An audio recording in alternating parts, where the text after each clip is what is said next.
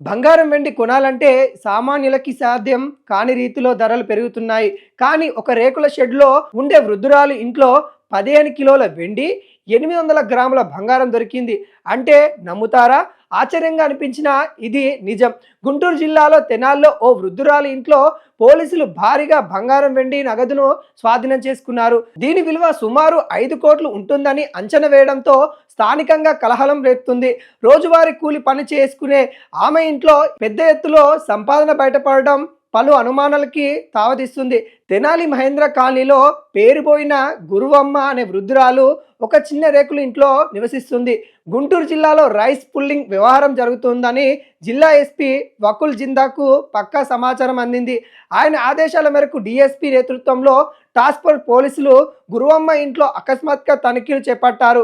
ఈ సోదాలో 15 కిలోల వెండి, 800 గ్రాముల బంగారము, 5,65,000 నగదు లభించాయి.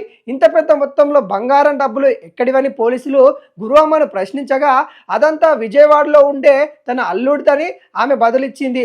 తనను భవానీపురంలో ఓ చాక్లెట్ ఫ్యాక్టరీలో పనిచేస్తానని, అందులో భాగస్వామ్యమని, బాగా ఆస్తిపరుడని చెప్పింది. దీంతో పోలీసులు వెంటనే విజయవాడలో ఆమె అల్లుడి ఇంటికి వెళ్లారు. అయితే పోలీసుల రాకను ముందే పసిగట్టిన అతను అప్పటికే అక్కడి నుంచి పరారయ్యారు. ఈ బంగారం నిజంగా అతన్ని సంపాదించిందేనా, లేదా అక్రమ మార్గాల్లో కూడబెట్టిందా, లేదా ఎవరైనా బడా పారిశ్రామికవేత్తలు అతన్ని బినామీగా వాడుకుంటున్నారా అనే కోణాల్లో పోలీసులు దర్యాప్తు ముమ్మరం చేశారు. పరారీలో ఉన్న నిందితుడి కోసం గాలింపు చర్యలు చేపట్టారు.